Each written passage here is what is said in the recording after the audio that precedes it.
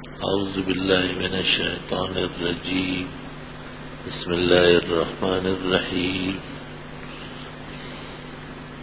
وما تنفقوا من خير فلأنفسكم وما تنفقون إلا ابتغاء وجه الله وما تنفقوا من خير يوفى إليكم وأنتم لا تظلمون. الفقراء الذين أحصروا في سبيل الله لا يستطيعون ضربا في الأرض يحسبهم الجاهل أغنياء من التعفف تعرفهم بسيماهم لا يسألون الناس إلحافا وما تنفقوا من خير فإن الله به عليم. اللهم صل وسلم على عبدك ورسولك ونبيك محمد أحمد وعلى آله وأصحابه وبارك وسلم عليه.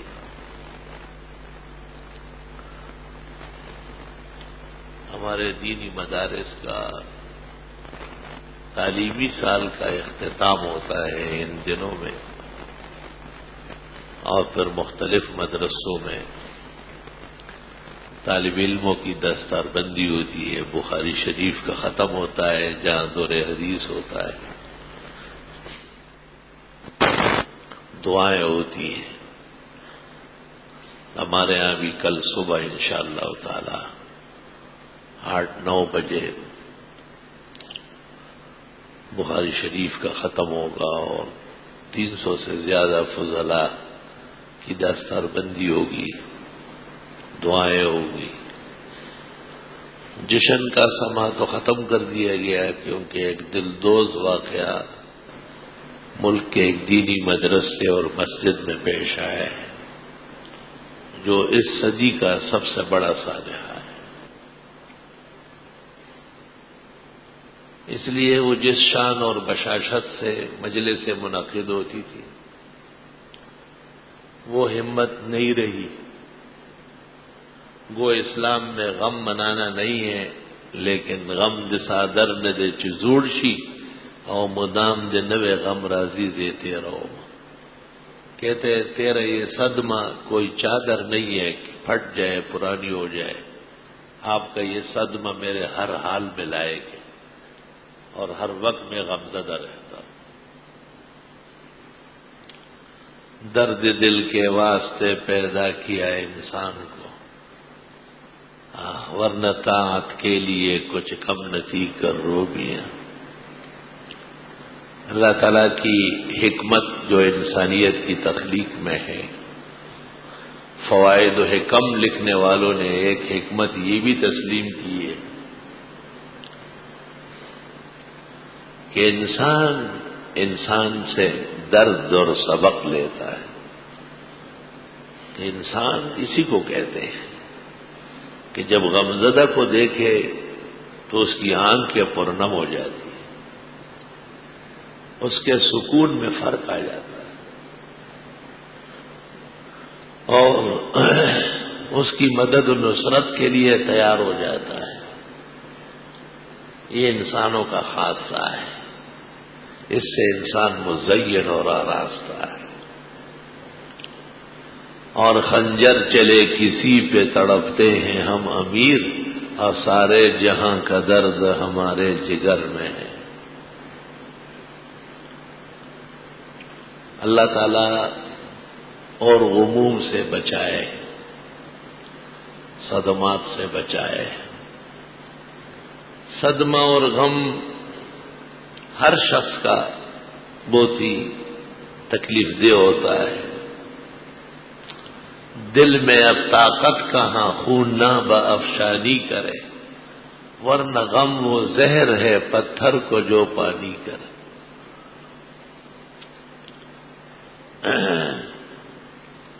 ہندوستان میں ایک بہت بڑے عالم تھے مولانا عبدالحی صاحب لکھنوی رحمت اللہ علیہ. ان کے ایک استاذ تھے صوبہ سرحد میں مولانا عبدالشکور صاحب میں نہیں. تو مولانا عبدالحی نے ان کو ایک دفعہ خط لکھا کہ علیہ جرا ما جرا لو جرا علی الماء لنجمت، مجھے ایسی تکلیفیں پہنچی اور جو کچھ مجھ پر گزرتا ہے اگر پانی پر گزرنے لگے تو منجمد ہو جائے۔ جو تکلیفیں اور صدمات میرے سامنے ہیں، اگر یہ تکالیف اور صدمے کسی پانی کے دریا اور سمندر پر آئے تو وہ منجمد ہو جائے گا، اس کا بہاؤ اور نرمی ختم ہو جائے گی۔ تو مولانا عبدالشکور صاحب نے اس کو جواب لکھا، علی جرا ما جرا لو جرا علی الجبل لنذهب، مجھے جو صدمے اور تکلیفیں ہیں اگر یہ پہاڑ پر آئے تو وہ پگھل جائے۔ ہر شخص سے اپنے تکلیف اور غم کا علیحدہ اظہار کیا، اور مولانا عبدالحی سمجھ گئے کہ استاذ کے علوم واقعی استاذانہ ہوتا ہے۔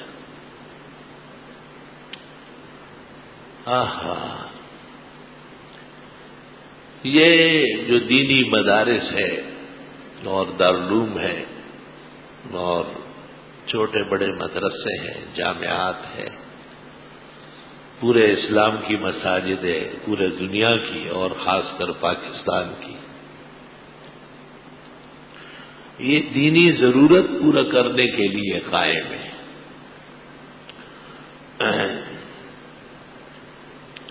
دینی ضرورت دو طریقے سے پوری ہوتی ہے، ایک انسان کے انفرادی عمل سے،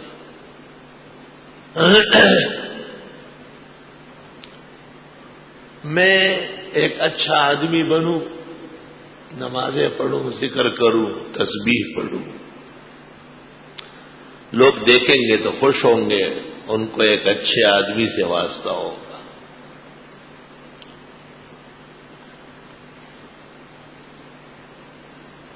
دینی کام اور دینی ضرورت ایک اجتماع سے پوری ہوتی ہے۔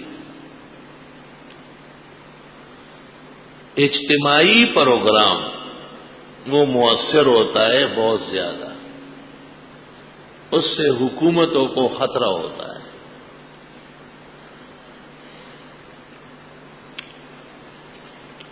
یہاں سے سمجھ لو کہ پیغمبر جب نبی مبعوث نہیں ہوئے تھے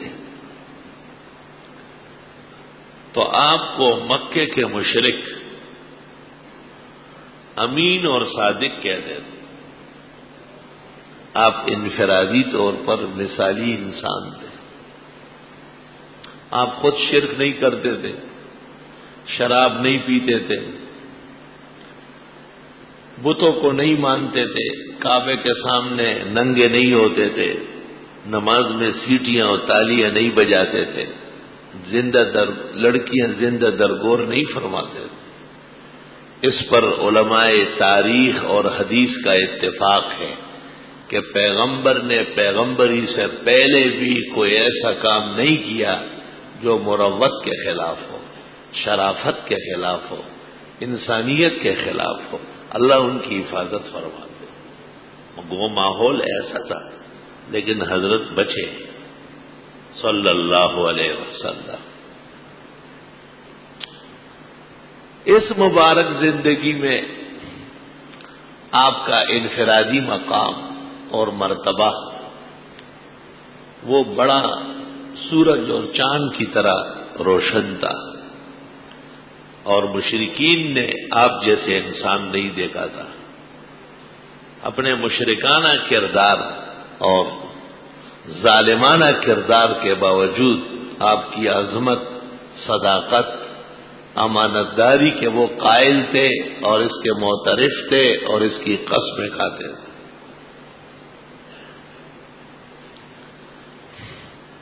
امین اور صادق، اقوال میں جب آدمی سچا ہو، امکان نہ ہو کہ وہ جھوٹ بولے یا چھوٹی بات کو بڑی کر دے یا بڑی کو چھوٹی کر دے، اس کو امین، اس کو صادق کہتے ہیں، صادق الاقوال۔ اور جب افعال میں اس کا اعتدال ہو، حفاظت ہو، عفت ہو، پاک دامنی ہو، بچت ہو، اور کوئی خوف خطر اس سے نہ ہو، اس کو امین کہتے ہیں۔ مال میں خیانت نہ کرنا یہ تو چھوٹی بات ہے، اصل خیانت تو بہت زیادہ ہے۔ یا ایھا الذین آمنوا لا تخونوا اللہ والرسول وتخونوا اماناتکم وانتم تعلمون۔ اے قرآن تیری روانی اور فصاحت پر قربان جاؤں، تو سمجھانا کیسے جانتا ہے؟ اے ایمان والو، اللہ اور اس کے رسول کے ساتھ خیانت مت کرو، اور آپس میں بھی خیانتیں نہ کرو، اور تم جانتے ہو اللہ کے ساتھ خیانت شرک کرنا، پیغمبر کے ساتھ خیانت اس کی سنت کے بجائے بدعت کو رواج دینا۔ وَمَن يَعْصِ اللَّهَ وَرَسُولَهُ فَقَدْ ضَلَّ ضَلَالًا مُبِينًا۔ جو اللہ اور اللہ کے رسول کے خلاف کرے وہ بہت دور اور واضح گمراہی میں مبتلا ہوگا۔ وَتَخُونُوا أَمَانَاتِكُمْ، اور ایک دوسرے کے ساتھ بھی امانت میں خیانت مت کرو۔ جس طرح کسی کے مال میں دخل دینا، اسے بے جائز استعمال کرنا، بغیر اجازت کے لینا خیانت ہے، اس طرح کسی مقام اور مرتبے، قول اور فعل کو بے جائز استعمال کرنا وہ بھی خیانت ہے۔ وَاعْلَمُوا أَنَّمَا أَمْوَالُكُمْ وَأَوْلَادُكُمْ فِتْنَةٌ۔ اب دیکھو مال کا نمبر آیا۔ وَاعْلَمُوا أَنَّمَا أَمْوَالُكُمْ وَأَوْلَادُكُمْ فِتْنَةٌ، جان لو تمہارا مال اور تمہاری اولاد میرا فتنہ ہے، آزمائش ہے، امتحان ہے، سخت امتحان ہے۔ اگر دنیا نہ باشد درد مندے وگر باشد بمہرج پائے بندے، دنیا اور دنیا کی ضرورتیں نہ ہو تو انسان مسکین فقیر غمزدہ رہتا ہے، اور اگر دنیا اور دولت بڑھ گئی تو پیرس اور ماسکو، امریکہ اور برطانیہ کا کلچر اپنانے لگتا ہے۔ ایک میں ذلت، دوسرے میں ضلالت اور گمراہی۔ وَاعْلَمُوا، اچھی طرح جان لو، انما اموالکم واولادکم فتنہ، یہ مال تمہارا اور اولاد میرا امتحان و آزمائش ہے۔ واللہ عندہ اجر عظیم، اور اللہ کے ہاں تو بہت بڑا اجر ہے۔ امتحان میں جب کامیاب ہوگا تو کہتے اس کو نوکری اچھی ملے گی، دوسری جگہ داخلہ عزت سے ملے گا، دوسرے ملک کا پاسپورٹ، شناختی کارڈ اور شہریت تک انعام میں مل جاتی ہے۔ امتحان میں دونوں باتیں ہوتی ہیں۔ عند الامتحان یکرم الرجل او یہان، اگر ناکام ہو گیا تو ذلت ہے، اور اگر آگے بڑھ گیا اور پاس ہو گیا تو بہت بڑی عزت ہے۔ تو خدا نے اس لیے حکم دیا کہ مال اور اولاد کے ذریعے فیل نہ ہو، کامیاب ہو جاؤ تاکہ اجر عظیم کے مستحق ہو جاؤ۔ یہ تو ہر شخص چاہتا ہے کہ میں کامیاب ہو جاؤں، یہ ہمارے اختیار میں۔ اب قرآن سے پوچھو قرآن کیسے کمال کرتا ہے، کسی بات کو چھوڑتا نہیں ہے۔ یا دم ایک ذوالعقل، فہم و سمجھ والا وہ قرآن کے سامنے کھڑا ہو سکتا تھا، ہاتھ کھڑا کر لیتا تھا کہ اے خدائی کتاب، اے آسمانی وحی، اے میرے رب خالق اور مالک کے سچے فرمان، وہ کون ہوگا جو ناکامی پر رضامند ہوگا؟ ہم سب اجر عظیم کے طلبگار۔ تو قرآن نے آگے لائحہ عمل بتا دیا۔ چاہتے سب ہے کہ ہو جے سریا پہ مقیم، چاہتے سب ہے کہ ہو جے سریا پہ مقیم، پہلے پیدا تو کوئی کرے ایسا قلب سلیم۔ اب قرآن دیکھو کیا لائے ہیں، عمل دے رہا ہے۔ یا ایھا الذین آمنوا ان تتقوا اللہ یجعل لکم فرقانا، اے ایمان والو اگر تم اللہ سے ڈرنے لگے وہ تمہیں یہ صلاحیت دے دے گا کہ پاس ہونے اور فیل ہونے سے بچنا سمجھ لو۔ یہ قرآن فرقان کہتے ہیں، امام راغب اصفہانی مفردات میں لکھتے ما یفارق بہ بین الحق والباطل، کھرے اور کھوٹے کہ فرق کی جو صلاحیت ہے اس کو فرقان کہتے ہیں۔ قرآن مجید کے دو بڑے نام ہیں، ایک قرآن اور دوسرا فرقان۔ وَأَنزَلَ الْفُرْقَانَ، کیونکہ قرآن مجید کے ذریعے حق جاننا بہت آسان ہے، باطل سے بچنا بہت آسان ہے۔ اے ایمان والو اگر تم ڈرنے لگے اللہ سے جیسا ڈرنا چاہیے، سچ مچ ڈرو نا۔ کیسے ڈرتے ہیں؟ وہی گھر میں بھی اچھا رہنا ہے اور باہر بھی صحیح رہنا ہے، اور انفرادی زندگی میں بھی احتیاط کرنی ہے اور اجتماعی زندگی میں بھی احتیاط کرنی ہے۔ اپنی چیز محفوظ رکھ لیتا ہے۔ ہاں سرکاری گاڑی جیسے جب کھڈے میں ڈال لیے، خیر ہے دفتر والے اس کو ٹھیک کر دیں گے۔ یہ نماز پڑھنے جا رہا ہے، یہ اس کے چہرے پہ داڑھی ہے، یہ بھی کہتا ہے میں حلال روزی کماتا ہوں۔ اس کی تو زیادہ احتیاط ہے، اس کے تو ایک ایک چیز کا حساب ہونے والا ہے۔ تم نے یوم الحساب کو ایک طرف کر کے کام شروع کیا ہے تو تقویٰ کہاں ہے؟ تقویٰ تو اس کو نہیں کہتے، تقویٰ تو اس کو کہتے ہیں۔ شیخ عبد القادر جیلانی سے کسی نے پوچھا مت تقویٰ، تقویٰ کس کو کہتے ہیں؟ اس نے کہا ان تقول اللہ ولیس فی قلبک غیر اللہ، جب آپ اللہ کہے تو آپ کے دل میں سوائے خدا کے اور کسی کی محبت نہ ہو۔ اے ایمان والو اگر تم ڈرنے لگے اللہ سے، خدا سے ڈرنا بہت ضروری ہے۔ یجعل لکم فرقانا، وہ تمہیں امتحان میں کامیاب ہونے کا ملکہ اور صلاحیت دے دے گا۔ وَيُكَفِّرْ عَنْكُمْ سَيِّئَاتِكُمْ، ہٹا دے گا تم سے تمہارے گناہ۔ صلاحیت کا مظاہرہ کیسے ہوگا؟ ہمیں کیسے پتہ چلے گا کہ اس شخص کو اللہ تعالیٰ نے وہ صلاحیت دی ہے جو حق اور باطل کے درمیان فرق کر سکے؟ تو دیکھو قرآن نے نشانیاں دو بتائی۔ پہلی نشانی یہ ہے کہ گناہوں سے بچے گا، اور وَيَغْفِرْ لَكُمْ، اور یوں اللہ تعالیٰ تمہاری بخشش کرے گا۔ تو مفسرین کہتے ہیں بخشش کے کام کرو تو بخشش ہوگی نا۔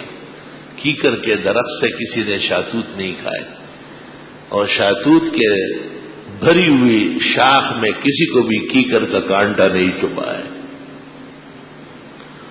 واللہ ذو الفضل العظیم، اللہ بہت بڑے فضل والے۔ یہ دینی ملکات، دینی ضرورت اور دینی زندگی یہ انبیاء علیہ السلام کے ذریعے بنی ہے۔ مکہ مکرمہ میں 40 سال تک آپ رہے، اور مشرکین آپ کو امین و صادق کہتے تھے۔ ہم اور سب کو ایک جیسے معلوم ہے، مشہور مسئلہ ہے۔ لیکن جب آپ نے کہا کہ بتوں کو چھوڑو،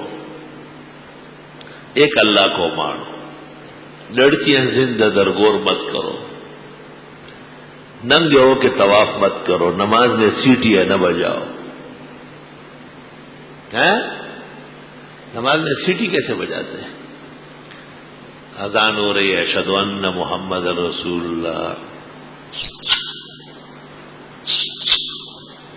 یہ سیٹی بجانے والی قوم اب بھی موجود ہے، شکل علیحدہ ہے۔ اور نماز میں کوئی سیٹی لے کے آئے گا، شپیلے بجائے گا کیا؟ یہ سیٹی بجانے والے لوگ،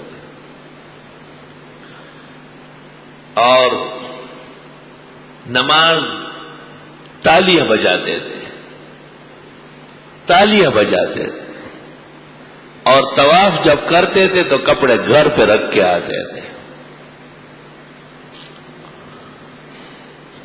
سنت لباس یہ حجاب کا ہے، قیامت کے دن یہ حجاب نصیب ہوگا، اور خلاف سنت لباس اس میں آدمی ننگا ہے۔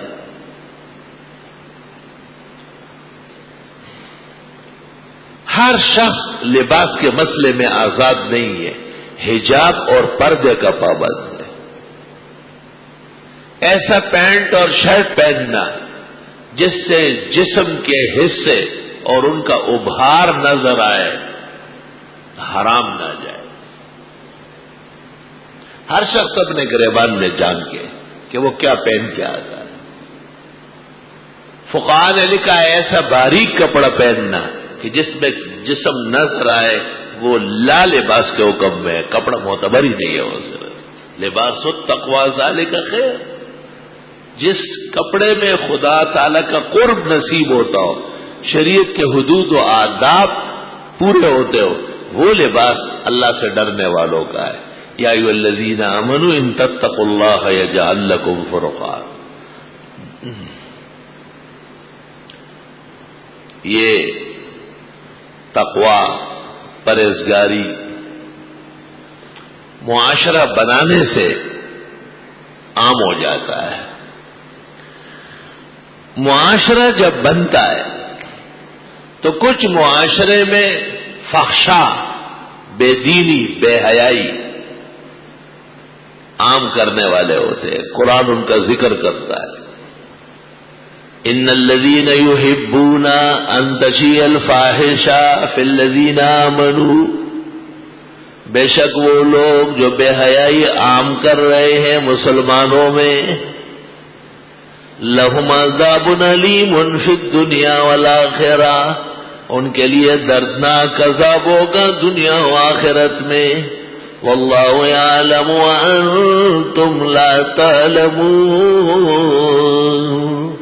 اللہ جانتے ہیں اور تم نہیں جانتے ہو۔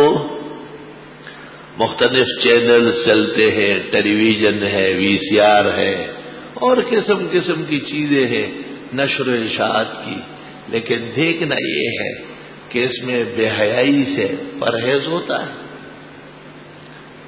میں جہاز کے انتظار گاہ میں بیٹھا تھا، وہاں وہ شیطان کا چرخہ چل رہا تھا، تو ایک نوجوان لڑکے نے لڑکی سے باتیں کرتے کرتے اس کے گلے میں ہاتھ ڈالا اور اپنے قریب کیا۔ تو یہ چیز جب چل رہی ہو، نوجوان لڑکیاں، ہماری بیٹیاں، بہویں، بابیاں، بہنیں یہ دیکھ رہی ہو، تو ان میں مرد کے ساتھ اختلاط کا جذبہ پیدا ہو سکتا ہے، اور بے موقع اختلاط کا آرزو پیدا ہونا یہ گناہ اور معصیت کی جڑ ہے۔ حدیث شریف میں ہے شیطان تو وسوسہ ڈالتا ہے، اس وسوسے کی جب بیج لگ جاتی ہے تو پھر اس میں پودا پیدا ہوتا ہے، اور اس پودے کی جب شاخیں نکل آتی ہے پھر اس سے بچنا مشکل ہو جاتا ہے۔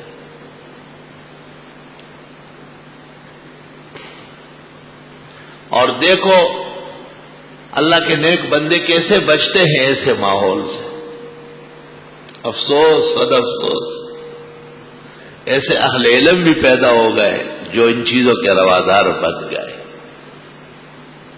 اگرچہ بت ہے جماعت کے آستینوں میں، مجھے ہے حکم اذاں لا الہ الا اللہ۔ صرف دو مثالوں کو دیکھو کہ احتیاط کتنی ضروری ہے۔ جناب رسول اللہ صلی اللہ علیہ وسلم مسجد میں معتکف تھے، اور بیبیاں آئی دو، ملنے کے لیے. جب وہ جانے لگی تو آپ جہاں تک مسجد کے حدود تھے وہاں تک ساتھ ساتھ جا رہے تھے.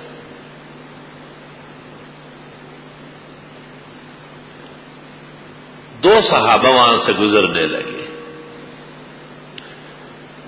آپ کو دیکھا وہ واپس ہونے لگے.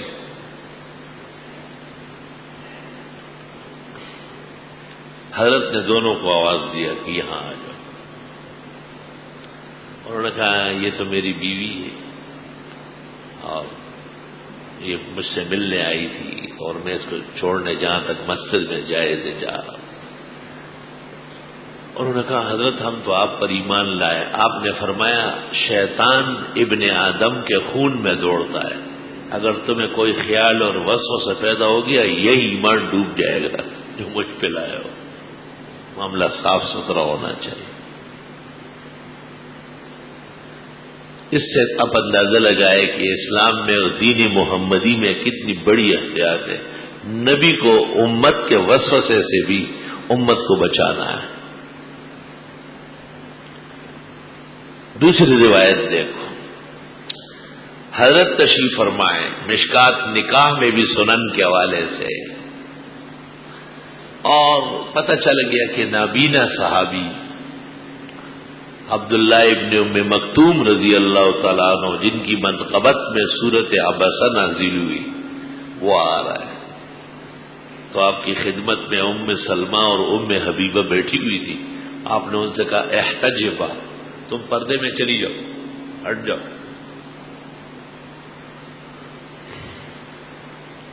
تو انہوں نے کہا اعما لا یبصرنا نابینے ہیں دیکھتے تو نہیں. آپ نے فرمایا افامیاوان انتما یا ادوات انفسکن تم تو اندھی نہیں ہو جان کی دشمن ہو یہ تمہارا دیکھنا ہی بھی تو ٹھیک نہیں.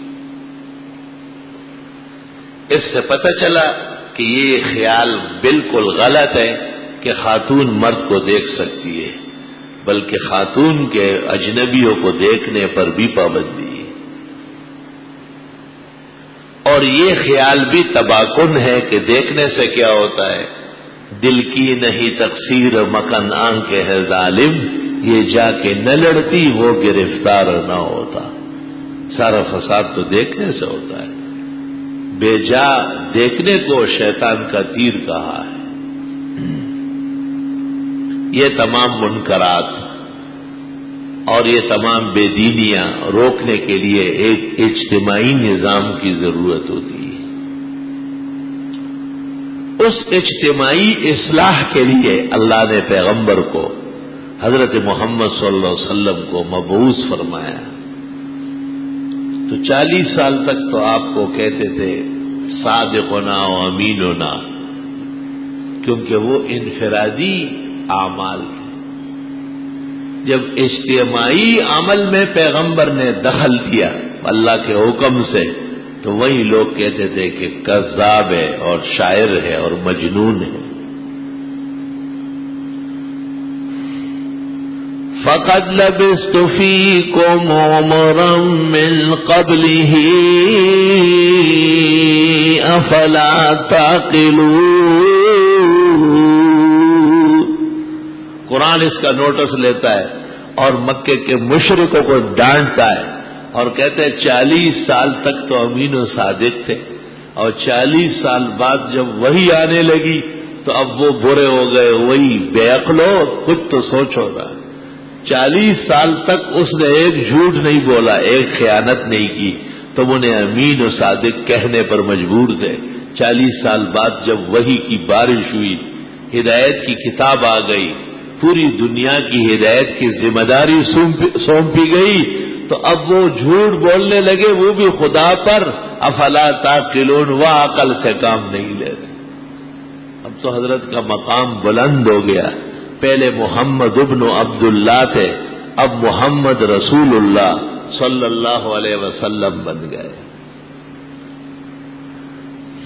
اجتماعی زندگی اور اجتماعی خیر و برکت انفراد سے ہی پیدا ہوتا ہے. آدمی بنتے ہیں تو پھر وہ ایک نظریے پر اکٹھے ہوتے ہیں.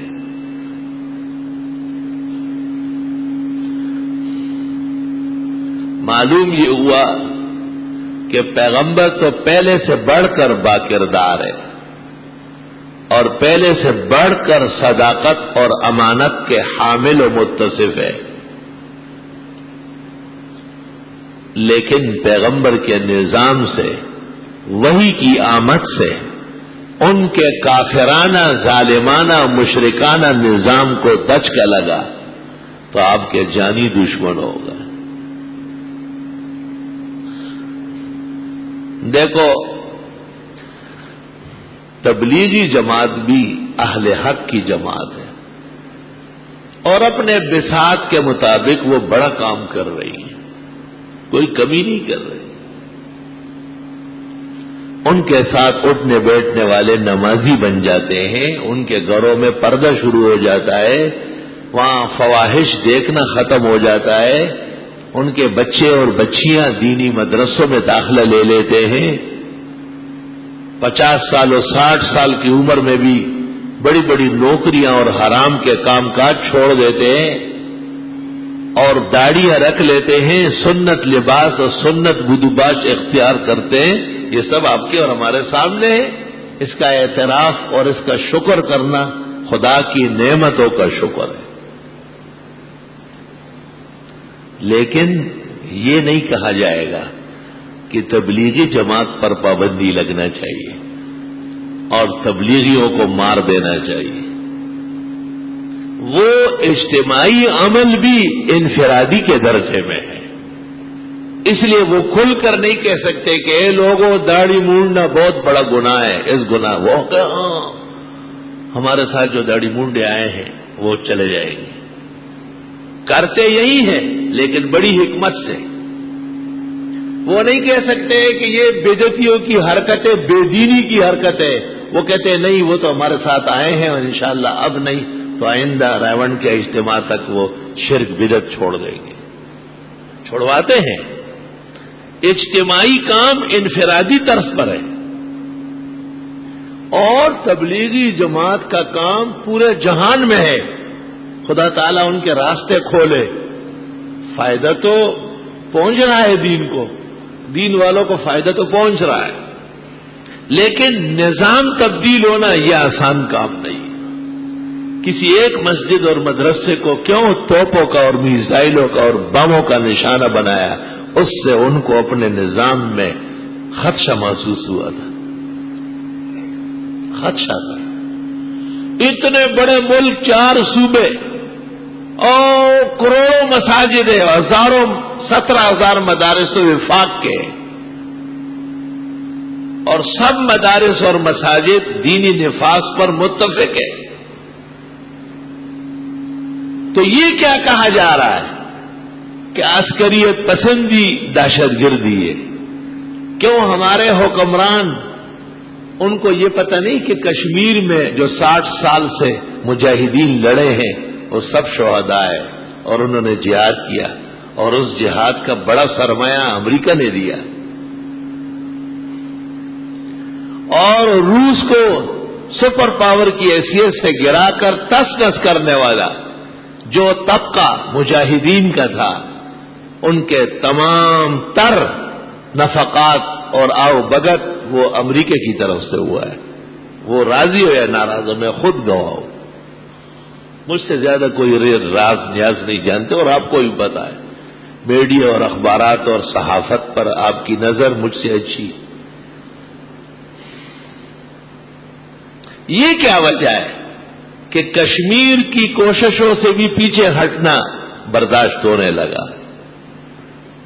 اور یہ کیا وجہ ہے کہ سارے جہان کے ملک ایٹمز اور مختلف کیمیاوی چیزیں رکھ سکتے ہیں لیکن مسلمان ملک نہیں رکھ سکتا ہے؟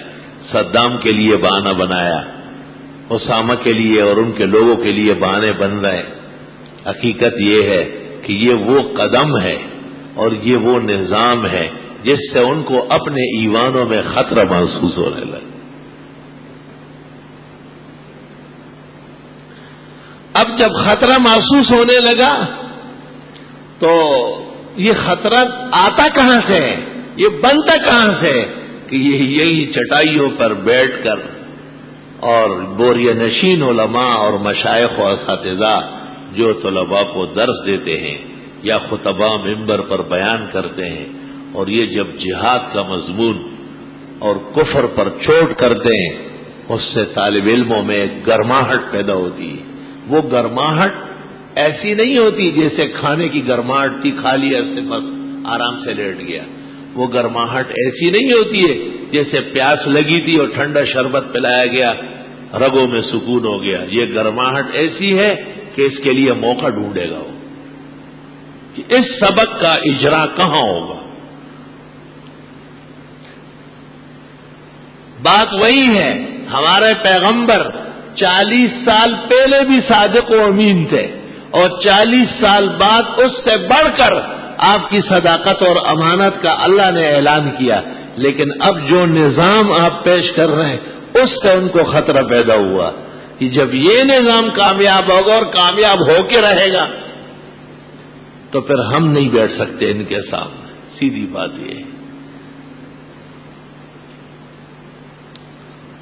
اس کے لیے ضرورت کس چیز کی تھی؟ ملوک اور سلاطین کی غیرت کی ضرورت تھی کہ وہ کفر کے جواب کے لیے اپنی صلاحیت بڑھا لیں۔ آج سے کئی سو سال پہلے ترکیہ میں ایک بادشاہ پیدا ہوا، سلیم نام تھا۔ مسجد نبوی میں یہ نئے محراب کے درمیان جب آپ معاجہ شریف آ رہے ہیں، وہ خوبصورت جالی لگی ہے، یہاں اس کا نام لکھا ہوا ہے، یہ اس نے بنایا سارے۔ اس نے اپنے ہاں کلاسیں لگوائی اور مولویوں کو کہا طالب علموں کو یہ چیزیں بھی سکھانی۔ مولویوں کو بھی خدا ہدایت دے، جب وہ کام نہ کر سکے اور ادھر سے مغرب کو اطلاع ہو گئی ہے کہ یہ ہمارے مقابلے میں کچھ کام کر رہا ہے، اور وہ ٹیکنالوجی جو انہوں نے اپنے پاس رکھی، اپنے سوا کسی کو نہیں دیتے، وہ سلیم لے کے آیا تھا، تو سلیم کو خود مسلمانوں سے قتل کروا دی۔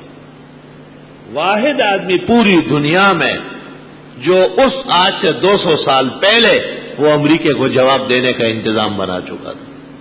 تاریخ شاہد ہے اس کی۔ اس کے خلاف زہریلے پروپیگنڈے کرائے گئے۔ دینی مدارس، دارالعلوم، جامعات طالب علموں کو حق شناسی سکھاتے ہیں، حق پرستی سکھاتے ہیں، اللہ بزرگ و برتر کی عبادات مخلصہ وہ سکھاتے ہیں، دیانت سکھاتے ہیں، صداقت سکھاتے ہیں۔ ہم وقت ہر درس میں امانت، عفت، پاک دامنی، راز گوئی، یہ صبح و شام کا سبق ہوتا ہے۔ لیکن دینی مدارس میں ایک روح بھی پڑھائی جاتی ہے، اور وہ ہے مسئلہ توحید۔ اس توحید کا عنوان اس وقت یہ ہے کہ ایک اللہ کی عظمت اور بڑائی کے علاوہ کسی اور کی عظمت اور بڑائی نہ ماننا، یہ سبق ہے۔ نورانی قاعدے والوں کو بھی استاذ قاری صاحب یہ پڑھاتے ہیں، ناظر اخوان کو بھی، حفظ کرنے والے کو بھی، تجوید کی کلاسوں کو بھی، اور درجہ اولا، نور الازا، قدوری، کنز، شرح وقایہ، ہدایہ اور مشکات اور بخاری تک ایک ہی صدا ہے کہ عظمت اور بزرگی صرف اللہ کی ہے، اختیارات اور تصرف صرف خدا کا ہے۔ اس پر کوئی پریشان ہونے کی ضرورت نہیں اور اس سے پریشان ہونے کی ضرورت نہیں۔ جب انہوں نے ہمارے پیغمبر جناب نبی کریم صلی اللہ علیہ وسلم کو 40 سال تک تو امین و صادق کہا، اور 40 سال کے بعد جب حضرت نے وحی کا پروگرام پیش کیا، خدا تعالی کے حکم سے آپ مبعوث ہوئے، تو یہ جانی دشمن ہو گئے اور حرم میں نہیں آنے دے رہے تھے۔ ارأیت الذی ینہا عبدا اذا صلی، آپ نے دیکھا اس ظالم کو جو میرے محبوب حضرت محمد صلی اللہ علیہ وسلم کو نماز نہیں پڑھنے دیتا۔ وَأَنَّهُ لَمَّا قَامَ عَبْدُ اللَّهِ يَدْعُوهُ كَادُوا يَكُونُونَ عَلَيْهِ لِبَدًا. حضرت جب نماز کے لیے کھڑے ہوتے یہ چمٹ کے حملہ کرنا چاہتے ہیں. تو اس سے یہ پتہ چلا کہ جہاد کو ان کی طرف سے دہشت گردی کہنا اور مجاہدین اور دینی مدرسوں اور طلباء کو زہریلے عنوان سے یاد کرنا یہ ان کے آباء و اجداد کے طریقے ہیں. یہ اہل حق کے لیے کس ڈرنے اور پشیمان اور پریشان ہونے کا سامان نہیں. اپنے موقف پر ڈٹے رہنا اور اپنے موقف پر قائم رہنا اور اپنے موقف پر دل و جان سے نثار ہونا یہ اصل اسلام ہے اور یہ دینی مدارس کی روح ہے. اور دینی مدارس میں ترہم سے لے کے منوڑے تک اور پشاور سے لے کے کراچی تک یہی ایک تعلیم دی جاتی ہے. ایبتغون عندہم العزہ فإن العزة للہ جمیعا. جناب نبی کریم صلی اللہ علیہ وسلم پہلے استاذ ہے اس امت کے. آپ نے فرمایا انی بعثت معلما، مجھے مسائل پڑھانے کے لیے بھیجا گیا ہے.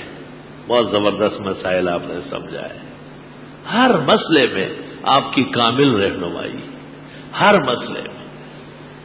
اگر حضرت صلی اللہ علیہ وسلم کے بارے میں نازل ہونے والا قرآن اور قرآن کی تشریح میں آپ کی 23 سالہ زندگی جمع کر لے اور آپ پھر اس کو انسانی اقوال و افعال کے ساتھ جانچ لے تو آپ کو تعجب ہوگا کہ 2 لاکھ آدمی 200 سال تک بھی اتنے کام اور اتنی گفتگو اتنی رہنمائی نہیں کر سکتے جو آپ نے 23 سال کے عرصے میں اول مکہ مکرمہ میں اور پھر مدینہ منورہ میں بیٹھ کر قیامت تک کے انسانوں کی ہدایت کے لیے ارشاد فرمایا. اللہ دیکھو بات کو عقل سے سمجھنا چاہیے. یہ لوگ کہتے ہیں کہ قتل و غارت گری نہ ہو، خودکش حملے نہ ہو، انتہا پسندی نہ ہو. بالکل صحیح ہے، یقیناً نہیں ہونا چاہیے. لیکن یہ کہہ دینا کہ نہ ہو اس سے تو نہیں رکیں گے. کوئی کہے کہ گرمی نہیں ہونا چاہیے، گرمی نہیں ہوتا، گرمی چلی جائے گی، اس سے کیا؟ اس کے لیے علاج ہوتا ہے. ہوادار جگہ ڈھونڈتے ہیں آپ، ٹھنڈی جگہ تلاش کرتے ہیں، پنکھے اور ایئر کنڈیشن دیکھتے ہیں. عقل مند لوگ دن میں کھانا کم کھاتے ہیں. جب تندور میں آگ نہیں ہوگی تو کون جلے گا؟ جب آگ بھری جائے گی تب جا کے آدمی جلے گا. مدرسوں میں بیٹھ کر کتابوں کے سامنے اساتذہ و مشائخ ان کو جو اخلاق، تعلیم، تربیت، اعتدال سکھاتے ہیں اس کے نتیجے میں انہیں اندازہ ہو جاتا ہے کہ یہ کام ناجائز اور حرام ہے. یہ سارے کام ناجائز اور حرام ہے. تو دیکھو مغرب اور ان کے چاپلوس اور زرخرید غلام ارکان سلطنت وہ صرف کہتے ہیں اور اس کے لیے عمل نہیں جانتے. ان کا یہی بیان آ رہا ہے کہ خودکش حملے کو روکنا کسی کے بس میں نہیں. خدا کی قسم خودکش حملے کو اور اس قسم کے زہریلے ڈراؤنے کاموں کو روکنا قرآن کا کام ہے. ان ھذا القرآن یہدی للتی ہی اقوم، یہ وہ راستہ بتائے گا جو بالکل سیدھا ہوگا، جس میں کوئی بدامنی نہیں ہوگی. تو جب ایک کام ہو جائے تو یہ کہتا ہے یہ دہشت گرد پکڑنے سے. اور دینی مدرسوں میں پہلے سے وہ تعلیم دی جاتی ہے کہ یہاں تک بات پہنچے ہی نہیں، یہاں تک بات نہ پہنچے. اور انہیں بے جا چھیڑنا، انہیں نشانہ بنانا، ان کے دین اور مذہب کو بالائے طاق رکھ کر کے ان کے ساتھ اجنبیوں جیسے سلوک کرنا، یہ خود ان کو خودکش حملے اور دہشت کی دعوت دینے کے مترادف ہے. کہنے والے اپنے گریبان میں بھی جان کے. مدارس دینیہ عربیہ اسلامیہ پورے ملک کے اللہ تعالی کی توحید، وحدانیت، عظمت اور محمد الرسول اللہ صلی اللہ علیہ وسلم کی صداقت، رسالت، نبوت اور کل کائنات کے لیے پیغام امن اور عدل کے پڑھانے میں یکساں خیر خواہ ہے۔ اللہ تعالیٰ کے فضل و اکرام۔ للفقراء الذين احصروا في سبيل الله لا يستطيعون ضربا في الارض يحسبهم الجاهل اغنياء من التعفف تعرفهم بسيماهم لا يسألون الناس إلحافا۔ یہ پیغمبر کے صحابہ کے بارے میں نازل ہوئی، اور یہ وہ صحابہ تھے جو حضرت کے مدرسے میں پڑھتے تھے۔ مفسرین کا اتفاق ہے، آپ نے مسجد نبوی سے باہر ایک جگہ بنائی تھی، اس کو صفہ کہتے تھے۔ صفہ عربی میں چبوترے کو کہتے ہیں، جس کو پشتو میں کہتے ہیں دن کا چا۔ گھروں میں ایک طرف ایک اونچی جگہ بنتی ہے، اس زمانے میں مٹی کا یا جو بھی طریقہ تھا، آج کل تو تخت اور چیزیں ڈل جاتی ہے۔ اس کا یہ فائدہ ہوتا تھا کہ گھر کی خواتین ان پر نماز پڑھتی، اور چھوٹے بچے یا گھر کی مرغیاں بیٹ وغیرہ کرنے کے لیے وہاں نہیں چڑھ سکتی، وہ جگہ صاف ستھری رہتی۔ جب سے وہ ختم ہو گئی، اس وقت سے ٹیلی ویژن نے ایک کمرے پہ قبضہ کر لیا۔ جب بھی فحشا کو تم آنے دو گے تو اس سے پہلے ایک سنت کو آپ نے گھر سے نکالا ہو۔ حدیث شریف میں ہے، جس قوم نے بھی بدعت کا ارتکاب کیا، اللہ نے اس کی مثل سنت ان سے چھین لی۔ آپ کی خدمت میں کچھ حضرات ہم وقت رہتے تھے اور آپ کی حدیثیں سنتے تھے۔ ان کے بڑے طالب علم ابو ہریرہ ہے، اور حضرت عمر بھی اس میں داخل رہے ہیں، بخاری شریف کتاب العلم میں حضرت عمر بھی اس میں داخل رہے۔ اس طرح کہ آپ نے اپنے ایک انصاری پڑوسی سے معاہدہ کیا تھا کہ بھئی سارا دن تو نہیں بیٹھ سکتے، یہ دنیا کے لوگ سارے دن کیسے بیٹھیں گے، کہ ہم ان کو مدرسے میں داخل کریں۔ حضرت عمر نے کمال عقل کا برتاؤ کیا، اپنے پڑوسی کو کہا ایک دن تم خدمت میں رہو میرے آنے تک، میں جا کے کام کاج کروں گا، دوسرے دن میں رہوں گا، تم کام کاج کرو۔ آپ جب رہے تو شام کو مجھے حدیثیں سنا دے، کون آیا، کیا کہا، کیا ہوا۔ حضرت کی ہر ادا، ہر ارشاد دین ہے، اور جس دن میں رہوں گا شام کو آ کر کے آپ کو سب کچھ بتا دوں گا۔ اب بھی مدرسوں میں لائق طالب علم، دیانتدار طالب علم جب بیمار ہو جاتا ہے یا کسی عذر سے چلا جاتا ہے تو واپس آ کر اپنے ساتھی سے، جو قابل ساتھی ہو، ان سے دریافت کرتا ہے کہ کون کون سی کتاب میری عدمی موجودگی میں کہاں تک پہنچی۔ مولانا انور شاہ صاحب رحمت اللہ علیہ 1314 ہجری میں حضرت کے دور حدیث کا سال ہے، بیمار ہو گئے بہت زیادہ، اور دہلی علاج کے لیے تشریف لے گئے۔ دہلی میں جس جگہ آپ کا قیام تھا وہاں اتفاق سے فتح الباری پڑی تھی، بخاری کی سب سے بڑی شرح۔ شاہ صاحب علاج بھی کراتے تھے، 15 دن وہی رہے، اور 15 دن میں فتح الباری اتنی دیکھی، جب دیوبند آ کر کے درس میں بیٹھ گئے تو استاذ کا سبق 3 مہینے بعد وہاں تک پہنچا۔ اس قدر سریع المطالعہ اور ثاقب الفہم تھے، رحمہ اللہ تعالی رحمت واسعہ۔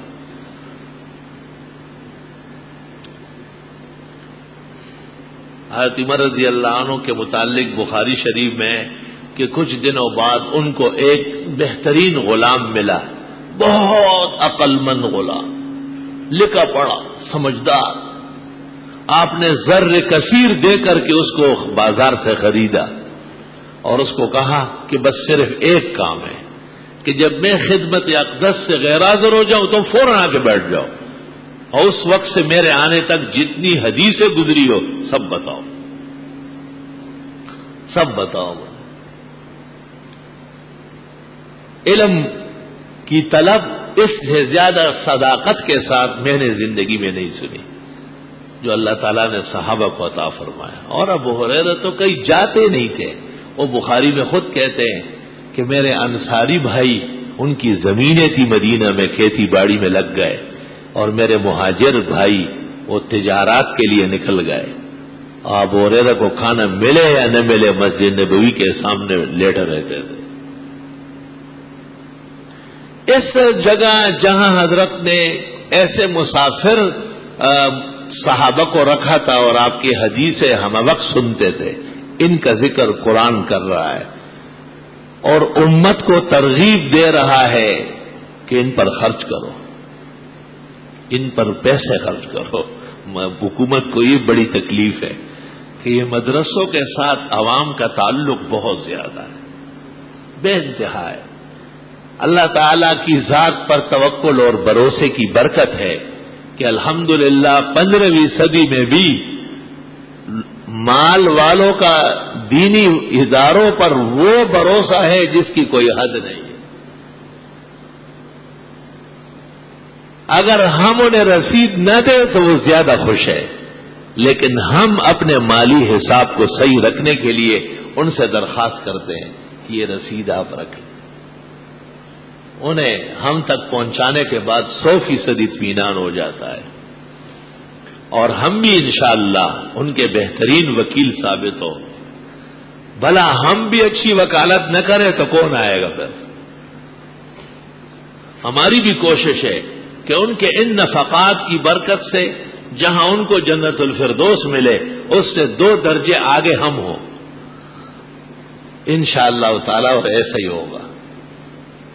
اب قرآن سنیں، قرآن کیا کہتا ہے. واہ قرآن طلباء کے ذکر سے پہلے ان پر خرچ کرنے کا بیان کرتا ہے.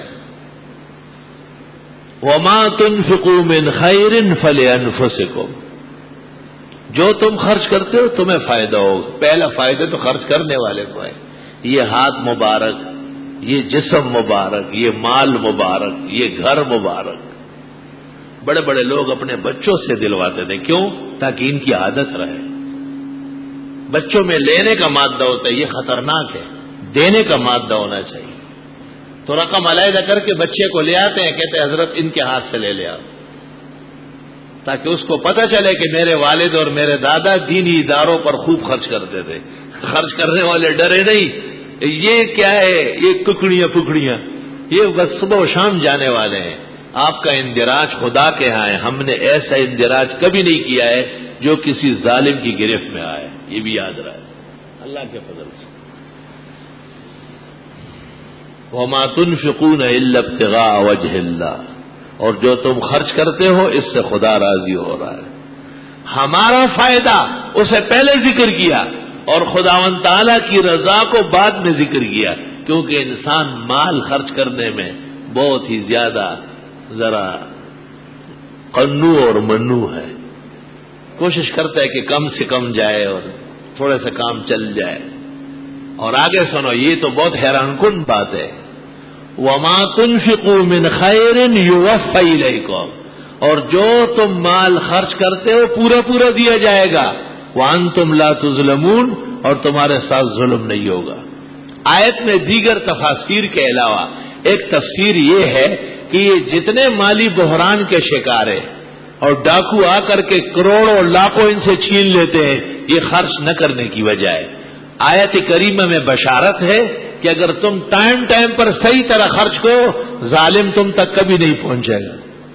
اللہ اس کے اور آپ کے درمیان میں رکاوٹیں کھڑی کر لے گا. وَمَا تُنْفِقُوا مِنْ خَيْرٍ يُوَفَّ إِلَيْكُمْ، اسی طرح وَأَنْتُمْ لَا تُظْلَمُونَ. خرچ کرو اور اللہ کے لیے کرو اور اپنے لیے کرو اور ظلم سے بچنے کے لیے خرچ کرو. جب یہ سب اخراجات اور نفقات کا ماحول بن گیا تو اب طلباء کا ذکر ہو رہا ہے. احسن العلوم ہمارا جامعہ جو پاکستان کے تمام مدرسوں اور دارالعلوموں میں سب سے چھوٹا ہے، کیونکہ میں خود سب سے چھوٹا ہوں. 2000 کے قریب مسافر طلباء آ رہے تھے، 3-4 شاخیں بھی ہے، اور 20 سے 30 لاکھ کے درمیان میں ایک مہینے کا خرچہ ہے. بڑھ سکتا ہے، گھٹتا نہیں. اب جب یہ سارے نفقات اور سارے اخراجات اللہ تعالی مسلمانوں کے ذریعے پورا فرماتے ہیں تو پہلا احسان تو خدا کا ہے، جس نے دل میں ڈالا، جس نے مال دیا، جس نے مدرسے سے طلباء سے محبت نصیب فرمائی۔ لیکن وہ جو پڑھنے والے ہیں وہ کون ہیں؟ پرائے مال پر کوئی مالدار نہیں ہوتا ہے، بیکلی کی باتیں نہ کرے۔ للفقراء الذین احصروا فی سبیل اللہ، یہ تو ان فقیروں کے لیے ہے جو اللہ تعالیٰ کے راستے میں روک لیے گئے ہیں۔ طالب علم کون ہوتا ہے؟ اس کو گلشن میں 8 سال رہنے کے باوجود یہ پتہ نہیں کہ گلشن اقبال کے کتنے بلاگ۔ ایک طالب علم نے خط 24 نمبر بلاک لکھا، میں نے اس کو کہا کہ اچھا یہ 2 نمبر ہے، مجھے معلوم نہیں تھا، 8 سال یہاں سے پڑھ کے گیا۔ بھئی کیا حاجت ہے؟ وہ کوئی پٹواری اور تحصیلدار ہے، ریونیو کا ممبر ہے کیا کہ گلشن کی زمینیں ناپے؟ گیٹ سے داخل ہوا، دارالحدیث اور کمرے اور مسجد اور مدرسہ اور اپنا سبق پڑھ لیا۔ علم تو اس طرح آتا ہے، جو ہر طرف دیکھتا ہے اور نظارے کرتا ہے وہ وہی نظاروں کے اندر ہی گم ہو جاتا ہے، اور یہ سالک تو مقامات میں کھو گیا۔ ہمارے پیغمبر جناب نبی کریم صلی اللہ علیہ وسلم جب معراج تشریف لے گئے اور واپس آئے اور مشرکین نے کہا کہ چلو آسمانوں کا سفر معاف کر دیتے ہیں، بیت المقدس کی کھڑکیاں دروازے روشندان کتنے ہیں؟ تو حضرت بخاری میں فرماتے مجھے صدمہ ہوا کیونکہ میں نے دیکھا بھی نہیں تھا اور یاد بھی نہیں۔ تو ہم یہی جواب دیتے کہ اے طالب علموں، تم جو یہاں سے جاؤ گے اور تم سے کوئی پوچھے کہ اگر واقعی تم نے احسن علوم میں ٹائم گزارا ہے تو بتاؤ جامع مسجد میں 5 نمازیں تم فرض پڑھتے تھے، سنت نفلوں کا تو حساب نہیں، پنکھے بتاؤ، تم نہیں بتا سکتے۔ مقصد نہیں ہے، لیکن اللہ نے بیت المقدس اٹھا کر کے جبل ابی قبیس اور منا کے درمیان میں رکھا، بخاری شریف میں ہے، اور حضرت دیکھتے گئے اور بتاتے گئے۔ اللہ نے آپ کی صداقت قائم دائم رکھی۔ میں اس وقت اس آیت کی تفسیر نہیں کر سکتا، کوشش کروں گا کہ کل کروں، البتہ ترجمہ آج ہی کرتا ہوں۔ للفقراء الذین احصروا فی سبیل اللہ، واسطے ان مسکینوں کے جو اللہ کے راستے میں روک لیے گئے ہیں۔ ہر وقت حاضری، ہر وقت موجود رہنا ضروری ہے۔ لا یستطیعون ضربا فی الارض، وہ زمین میں کہیں آنے جانے کی طاقت ہی نہیں رکھتے، ہے خوبصورت تر و تازہ۔ یحسبهم الجاہل اغنیاء، جاہل سمجھتے ہیں کہ ان کے پاس بہت کچھ ہے، من التعفف، بوجہ نہ مانگنے کے۔ تعرفهم بسیماہم، ان کے چہروں سے ان کا اہل حق ہونا واضح ہے۔ لا یسألون الناس الحافا، اور وہ کبھی بھی لوگوں سے نہیں مانگتے۔ 2500 طلباء جس جگہ رہتے، یہ پورا محلہ، یہ پورے مکانات گواہ ہے، کبھی کسی کے دروازے پر جا کر دستک نہیں دی کہ آج ہم نے کھانا نہیں کھایا، ہمیں کتاب خریدنا، خاک ہو جائیں گے ہم، تم کو خبر ہو رہے تھے۔ وہ جو پیغمبر کے صحابہ کی شان بیان ہوئی وہ 15ویں صدی تک محفوظ، قیامت تک محفوظ رہے گی۔ وما تنفقوا من خیر، اور جو تم بھی اللہ کے دین پر خرچ کرو گے فإن اللہ بہ علیم، اللہ تعالیٰ سب کچھ جانتے ہیں۔ بس میں نے ترجمہ کر لیا، عقل مند خوب سمجھ لیں گے، اور کل انشاءاللہ تعالی 8 بجے اور 10 بجے کے درمیان میں بخاری شریف کا ختم ہوگا۔ 300 سے زیادہ فضلاء اور فقہاء اور قراء کی دستربندیاں ہوگی۔ حضرت الشیخ استاذنا المکرم، اس وقت پاکستان کے معمر ترین بزرگ حضرت مولانا عبدالحنان سے دامت برکاتہم، جو اصلاً ان کی دعاؤں سے یہ ادارہ قائم ہے، وہ بھی تشریف لائیں۔ 100 سال کی عمر میں حضرت اپنے ہاں ہلنا جلنا دشوار ہے، لیکن یہاں کی سرپرستی ضروری سمجھتے ہیں اور فرماتے ہیں کہ یہ تنہا نہ رہ جائے، اس کو سہارا ملتا ہے۔ اللہ حضرت کی عمر میں برکت دے، اور بھی ہمارے معزز محترم مہمان مکہ مکرمہ تک سے آ رہے ہیں، لیکن ہم نے سانحہ کی دلدوزی کی وجہ سے 10 بجے رکھا ہے کہ صرف دعا میں اور خیر کی نشست میں آپ شریک ہو جائے، اور جشن سما یار زندہ صحبت باقی۔ وآخر دعوانا ان الحمدللہ رب العالمین۔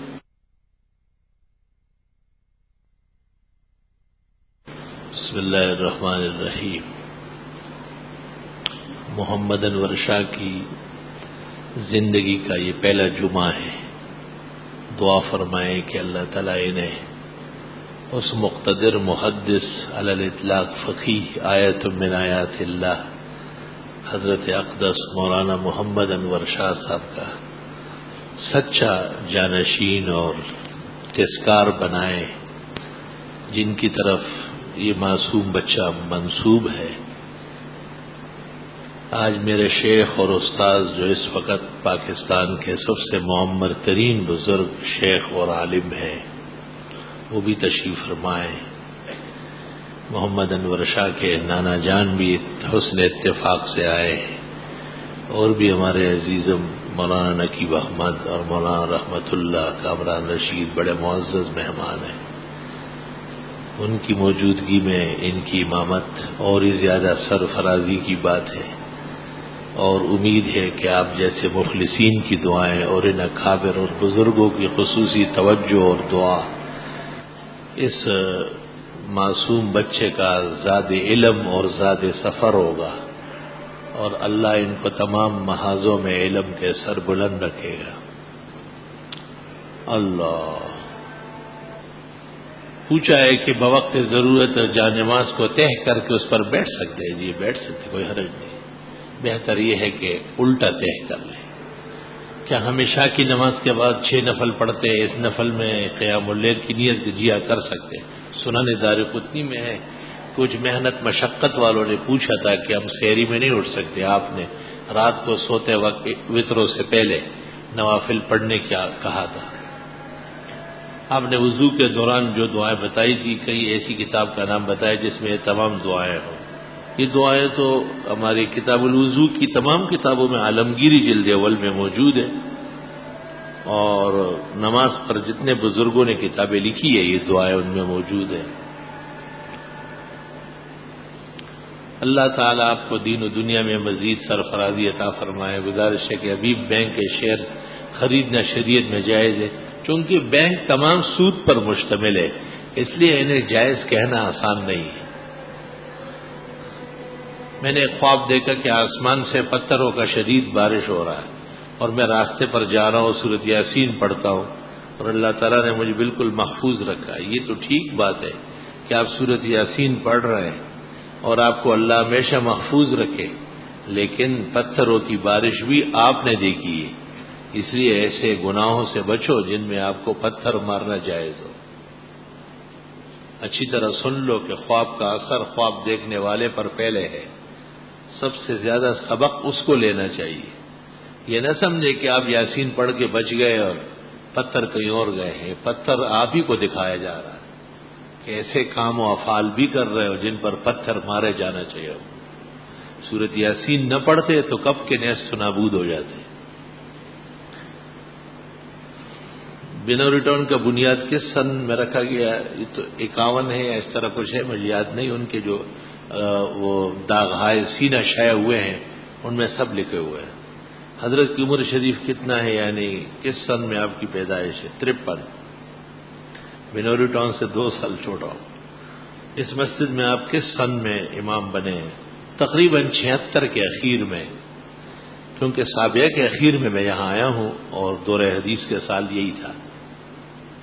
حضرت سے درخواست ہے کہ بیان 12 بجے، ہاں یہ دیر ہو جاتی ہے، بہت معافی چاہتا ہوں۔ پوری کوشش ہوگی اگلے جمعے کو انشاءاللہ تعالی 12 بجے یا 12:10 تک انشاءاللہ شروع ہونا چاہیے، اور 1:15 سے آگے نہیں بڑھنا چاہیے مجھے۔ میں بہت ہی معافیوں کا خواستگار ہوں۔ میرا مضمون بھی تب مکمل ہوگا جب میں سویرے آ جاؤں، جو دیر سویر ہوتی ہے معاف فرمائے۔ آج تو حضرت شیخ تشریف لائے تھے، اسی وقت تو ان کے کچھ آداب بجا لائے جا رہے تھے۔ مدرسے کی طالب کو منافق کہنا بطور طنز کے سب و شتم کے طور پر تو ہے، لیکن منافق اصطلاحی کہنا کفر ہے، بہت بڑا گناہ ہے۔ مسجد میں فحش گالی دینے والے کی امامت کا کیا حکم ہے؟ فحش گالی دینے والے کی امامت صحیح ہے، گالیاں نہیں دینا چاہیے۔ آیا ان دونوں مذکور عیوب والے آدمی کے اقتدا کرنا جائز؟ جی جائز ہے۔ پوچھنا یہ کہ کیا بھابھی، چچی، ممانی اور دوسری غیر محارم رشتہ دار بڑی عمر کی خواتین سے فون پر خیریت دریافت کر سکتے ہیں؟ جائز ہے۔ پس پردہ سوال جواب جائز ہے۔ میں جب سبق یاد کرنے بیٹھ جاتا ہوں تو سر درد شروع ہو جاتا ہے. امتحانات قریب ہے، کافی دقت پیش آتی ہے. اللہ آپ کو صحت و شفا دے. وَلَهُ مَا سَكَنَ فِي اللَّيْلِ وَالنَّهَارِ وَهُوَ السَّمِيعُ الْعَلِيمُ. سورہ انعام آیت نمبر 13. صبح و شام 10 مرتبہ پڑھ کر اپنی صحت کے لیے دعا مانگے. میت میں لوگ جمع ہیں اور اچھا جی پتہ نہیں کیا پڑھ رہے ہیں، سورہ یاسین اتنی دفعہ پڑھی گئی، سورہ بقرہ اتنی دفعہ پڑھی، کوئی حرج نہیں. اللہ کی کتاب کی صورتیں پڑھنا زندہ مردے دونوں کے لیے مفید ہے. مسجد کے اندر اور مسجد کے باہر نمازی کے آگے سے کتنی صفوں کے فاصلے سے 4 صفوں کا فاصلہ چھوڑ کر گزر سکتے. اگر تشہد میں انگلی شہادت کے اشارہ ادا کرنا بھولے سے رہ جائے کوئی حرج نہیں، سنت مستحبہ ہے، مؤکد نہیں ہے. اگر سنت کے مطابق بڑی زلفیں رکھی جائے اور والدین کٹوانے کی اصرار کرے کم کر دے. اتنے بڑے بڑے زلفوں کی بھی ضرورت نہیں، ہمارے بزرگوں کی عادت نہیں ہے. بس گردن تک بال پہنچے اتنا ہی کافی ہے. میری فجر کی نماز قضا ہوتی ہے، دعا بھی فرمائے جیسے ہی آنکھ کھلے فوراً پڑے اور رات کا کھانا کھانا چھوڑ دے، صرف دودھ پی لے اور چند گھونٹ پانی پی لے، سنت ادا ہو جائے گی اور سویرے سو جائے، کبھی بھی فجر قضا نہیں ہوگی.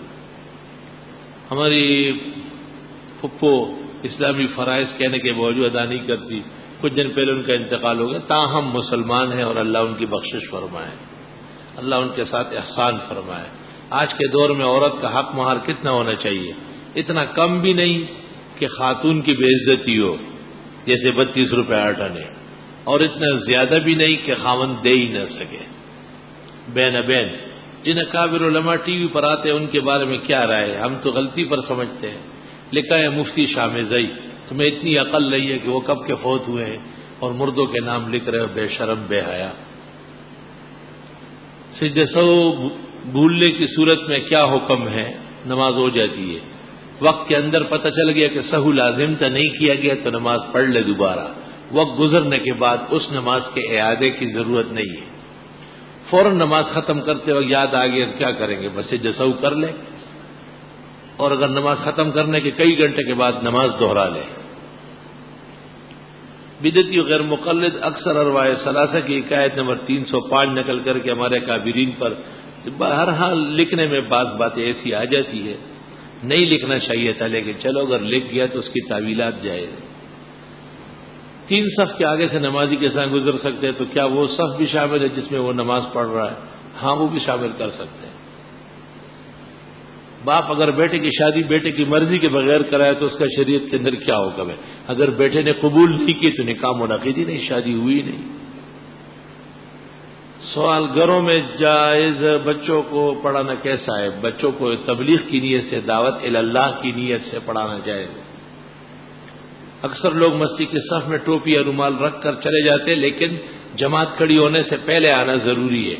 اگر جماعت کھڑی ہونے لگی اور وہ نہیں آئے تو ٹوپی اور رومال ہٹا کر آدمی کھڑا ہو جائے. کرتا سنت سے ثابت ہے؟ جی ہاں. اگر نہیں ہے تو علماء کیوں پہنتے؟ ثابت ہے، کیوں نہیں ہے. اگر دوران نماز کوئی شخص کسی مجبوری کے تحت باہر جائے اور اگلی صف میں اس خالی جگہ کو کس طرح پورا کیا جائے؟ پیچھے سے ایک آدمی قدم لے کے آگے بڑھے.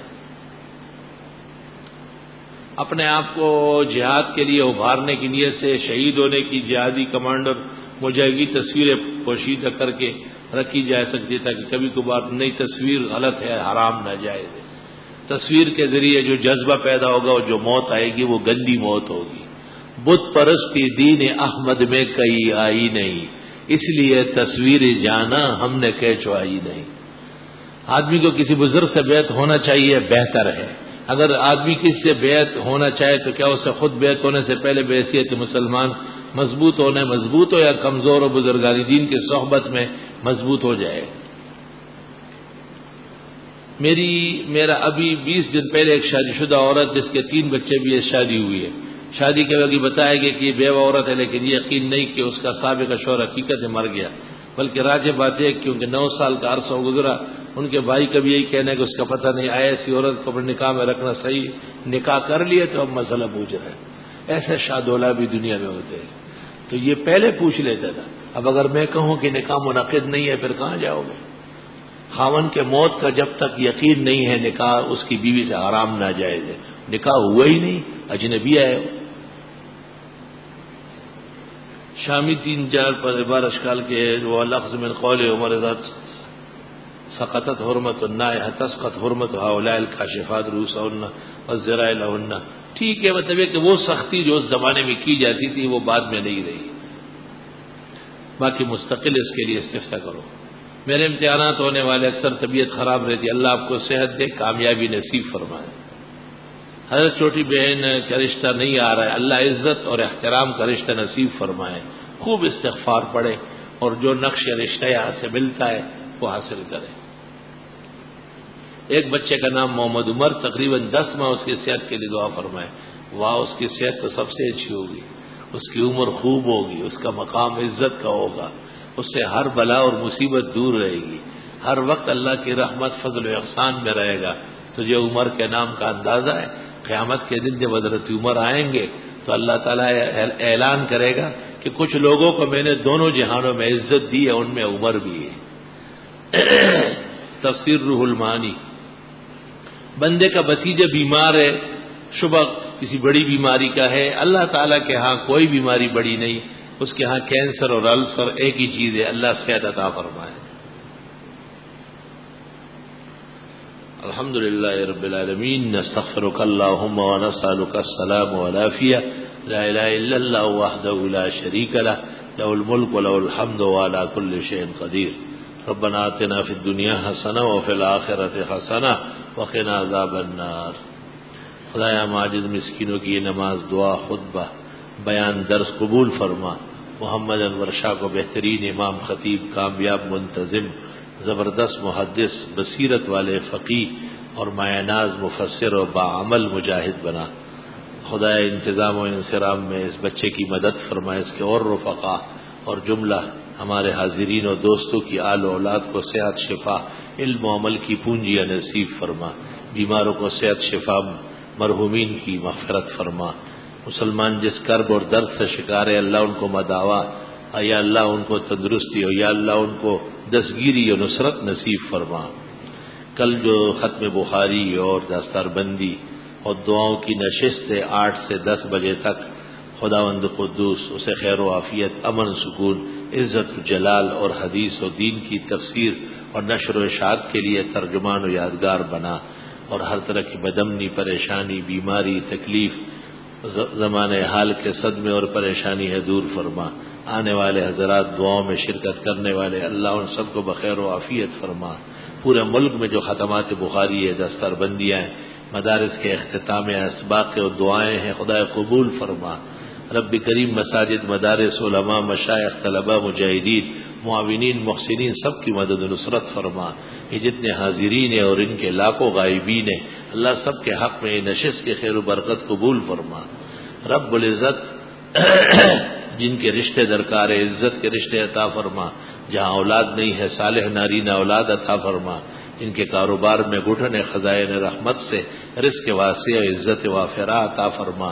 جو بیماریوں سے دوچار ہے اللہ، لا علاج بیماریاں اور تمام بڑے بڑے آفات آپ کے لیے ہیج ہے، اپنے فضل، احسان، خزائن رحمت و شفا سے ان سب کو صحت، شفا عطا فرما.